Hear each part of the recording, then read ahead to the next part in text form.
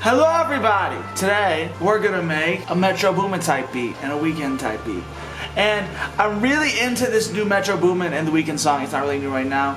It's kinda old, forgive me. But Creepin', I love it. I love how they just, sampled the original tune. I love how they just, did it bar for bar. They put 21 Savage on it. I love the production. So I tried to make something that was very similar to that. So we're just gonna go ahead and get into it. Let's go make some music, dude. Also, guys, remember, if you guys like these videos, please comment, like, subscribe, and turn on the notification bell. It helps so much. We're almost 100 subscribers. Let's grow the channel. We also have new beats on the Beat Store Monday through Friday.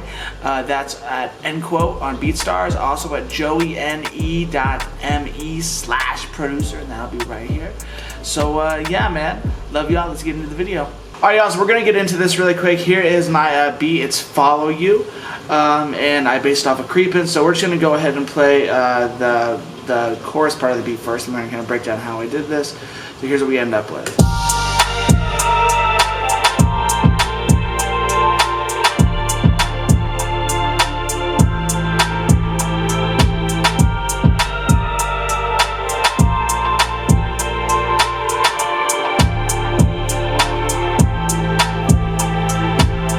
Talk about a vibe, dude. Talk about a vibe. So let's kind of get into it here. So if we listen to Creepin', there's this kind of like string intro deal. It's kind of like, down sampled, and it sounds pretty cool. So here's what I started with.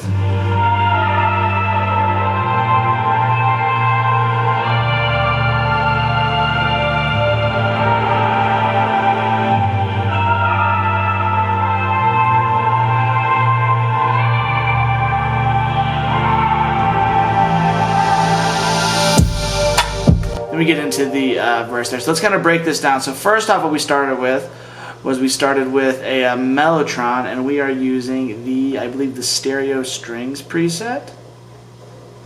Yeah, stereo strings preset on the Mellotron 5. We're using a little bit of EQ, and then we're using the S1 Imager to make it a little bit wider. And here's the sound that we get.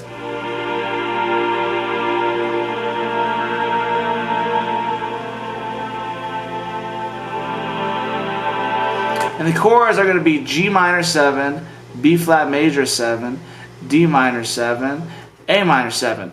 And so if we look at this, right, what I'm doing is I'm basically going back and forth between root position chords and second inversion chords. So if we're talking about a minor 7 chord, you're like, Joey, what is that? Well, essentially what you're going to do is this is how you make a this is how you make a major 7 or a minor 7. Just depends on what note you start on in the scale. We can make a video about that later. But you're going to start on any note in whatever scale that you're on. Then you're going to build up. You're going to skip every other note and go up 4 notes. So if we started on, we're in the key of F. If we started on G, we're going to skip a note. Then we go to A sharp or B flat. Then we skip a note. Then we go to D. Then we skip a note. Then we go to F. And that gives us our G minor 7 chord. So that's basically what you would do. And then what I'm doing for these in-between chords here, so for the B flat major 7 and the A minor 7, what I'm doing is I'm taking those bottom 2 notes and I'm putting them on top. So instead of going 1, flat 3, 5, 7, now it goes 5, flat 7, 1, flat 3. And it gives us, what I'm doing is I'm voice leading, which we talked about before, and I'm just trying to make as little movement in between the chords to kind of transition as I can. And we get some pretty cool stuff there. Next up, what I want to do is I wanted to add a lead, and I'm using another Mellotron preset. Am I using the same preset? I think I might be. No, I'm using the Rubicon Part 1 strings and flute, and that's going to sound like this.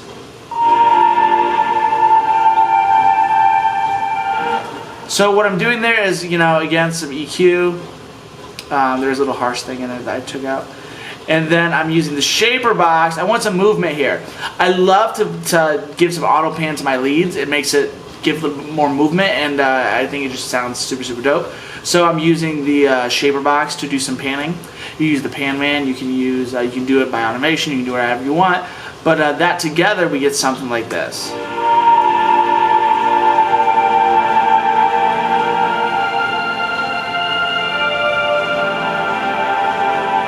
So it gives it a really cool, like, cinematic feel, and that was what I wanted for this intro, just nice cinematic vibes here, right?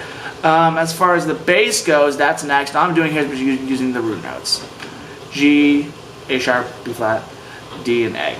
And I'm using the Mini V3, and I'm using the 𝐥𝐤𝐤 preset, love it. And then I've got the slate virtual mix back on there, custom opto and bass, warm and full. And all together that sounds like this.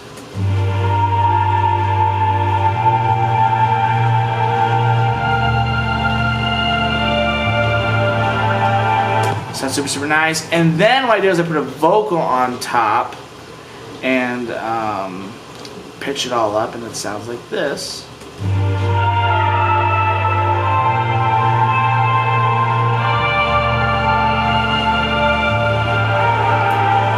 So basically what I do is I recorded that, I put some auto-tune on it, I did some mixing on it, and then I pitched it up 12 semitones. And then we have a little bit of multi-band compression here. Because it was pretty harsh, so I wanted to take us out with some of those highs and those high mids, and then we have a little bit more EQ. And you hear the difference that this makes.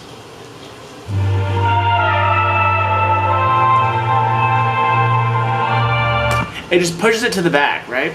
Now, here's the sauce. So what I did on this joint is I put some processing on the entire group of the intro. With that, it sounds like this. And with it sounds like this. Because we went for that vintage feel. So what I did first was I used a virtual mix rack. I played around with this and the sample sweetener because I wanted to just give it a little more beef. Then I put a reverb on it, the Valhalla. I just messed around with the default setting. It might just be the default setting. I wanted to kind of wash it out a little bit. And then I'm using the 𝐬𝐚𝐧𝐭 origin to downsample a little bit. So the downsampling does a lot. Here's with it. Here's without. It just gives it like a really cool feel and a really cool vibe. And then I have a riser here that goes into our verse. So what I wanted to do for the verse was I wanted to have, you know, same type of chords, all of that junk, but I wanted to have a different sound. That's what they do in Creepin', is they just kind of make it cool. So what I did here was I used the Anna 2, and let's see what preset I'm using. And same deal here, we have the Pro Q2 and the shaper box. And this I'm doing some width stuff, so I'm making it go like whoop, whoop. Do that again, whoop, whoop. That's pretty cool. And then the preset I'm using is it 80s Love Scene? No, the Castillo pad. And here's what we get.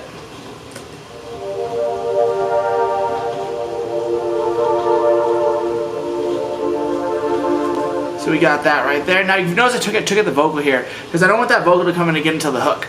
I'm going to bring that back in, but this verse, it's a 16 bar, yeah, it's a 16 bar verse, and then we have an 8 bar hook. And then we can get into the drums, and I'm doing a little, you know, halftime two-step deal with the hi-hats. Then we're adding in the snare. With some delay on it. I want some like textures there. And we're adding in the kick.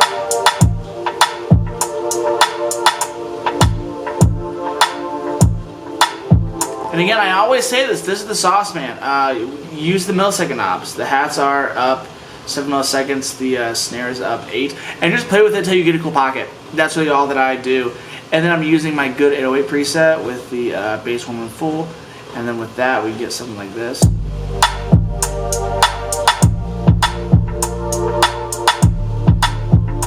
If you notice here, I'm fading it in a little bit. So the kick can have some room. Now you can do that a bunch of different ways. You know, I personally don't like to sidechain a whole bunch. I try to make it one sound rather than sidechaining and having it duck with the kick. You can use EQ, you can use dynamic EQ. There's a bunch of different stuff you can do. I could probably beef that up a little bit more, but whatever. So that's the first half of the verse, and then we dive into the second half of the verse. And one thing I like to do on the second half of verses is I like to use a different instrument. A little bit different feel. That may not be the second half of the verse. It might be like the second verse or something like that. I don't know. But I did some other stuff here. So then we have a piano come in. Same chords, little different deal here. And I'm using the pop fading piano preset. And that's really all that I'm doing there with some reverb on it. And it sounds like this.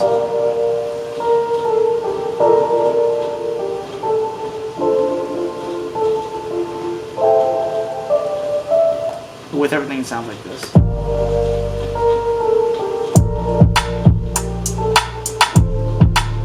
Doing some cuts with the drums to, you know, just make it cool.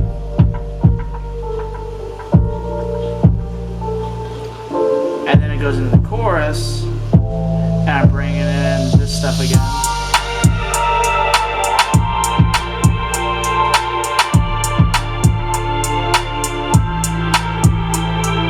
So that's pretty cool. And on the second verse, I brought back in the vocal that didn't have in the first verse, but I pitched it down back to its original pitch. So I pitched it down 12 semitones from the pitch up, and I reversed it, and then we get something like this. And I also put another 𝐦𝐸𝐬𝐷 origin, so I'm downsampling the whole thing. So this is a cool little part in a Creepin' where he does that, and then we get something like this.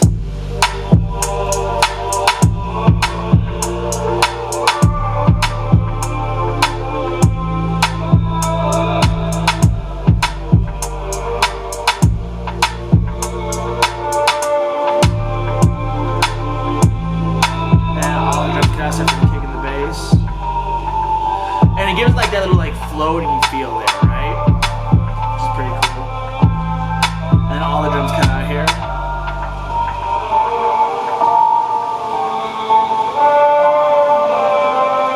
We go back into the hook here, double time hats.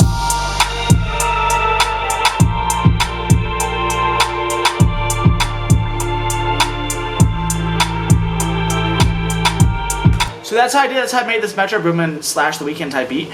And yeah, man, nothing too crazy here. Again, we're trying to make space for the artist. We're trying to be simple, and then you can go in with some vocals there and do some other fun stuff. But that's how I did it.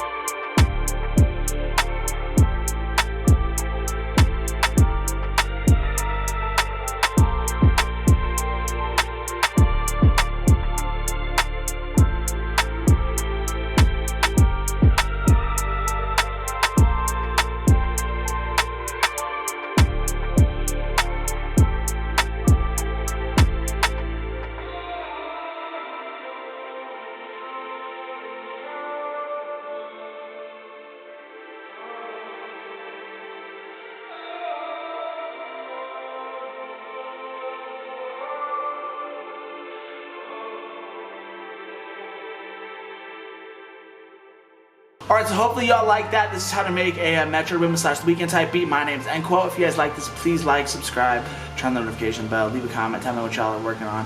Or if y'all like this, or if you didn't, just let me know something, man. New beats on the beats are Monday through Friday, like I said.